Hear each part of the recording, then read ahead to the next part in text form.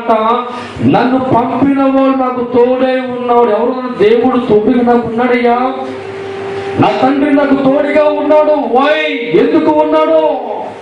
నేను ఎల్లప్పుడు దేవుడికి ఇష్టమైన కార్యాలు చేస్తా. దేవుడు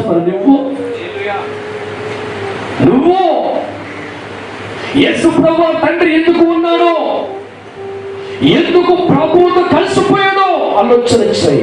ఆయన పలుకుతున్న మాట, నేను ఒంటరిగా లేను, నేను అనాథగా లేను, నా తండ్రి నాతో ఉన్నాడు. ఎందుకు తెలుసా? నేను ఎల్లప్పుడూ కూడా నా తండ్రికి ఇష్టమైన కార్యాలు చేస్తాను. దేవుడి స్తోత్రం. ఈరోజు చాలా మంది జీవితాలు ఇష్టమైన కార్యక్రమాలు పరిగెత్తి దేవుడు ఉండబోతుంటారండి. దేవుడికి ఇష్టమైన పనులు ఒకటి చేయరు, అన్ని బాధ పెట్టే పనులే చేస్తారు. దేవుడిని కన్నీరు కనిపించే పనులే చేస్తారు. దేవుడు దుఃఖ పెట్టే పనులే చేస్తారు. కానీ దేవుడా నాకు తోడుగా ఉంది. ప్రతి మనిషి కూడా జీవిత కాలం అంతా దేవుడు తోడు ఉండాలని కోరుకున్నారు. కానీ ఎందుకు దేవుడు లేడు ఆలోచన. ఎందుకు ప్రభుతో ఉన్నాడు? యేసు ప్రభువుతో ఎందుకు తండ్రి ఉన్నాడు? యేసు ప్రభువుకి ఎందుకు అద్భుతం చేసి మార్చుకున్నాడంటే, ప్రభు చెప్తున్న మాట, నేను ఒంటరిగా లేను, నన్ను తండ్రి విడిచిపెట్టలేదు, నా దేవుడు నాకు తోడే, తండ్రి తోడే ఉన్నాడు. ఎందుకు తెలుసా? నేను ఎల్లప్పుడూ కూడా నా తండ్రి ఇష్టమైన కార్యాలు చేస్తున్న. దేవుడి స్తోత్రం.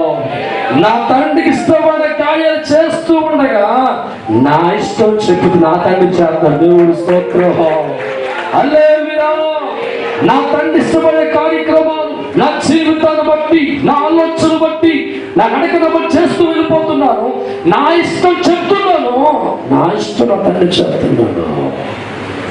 నా కోరిక, నా ఆలోచన నా తండ్రితో పంచుకున్నప్పుడు లాజరు బతికించిన కోరిక నా ప్రియమైన వాడు ఇస్తున్నాడు.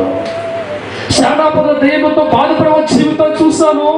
నా కోరికలు విడిపించాలని అడిగాను, విడిపించాను.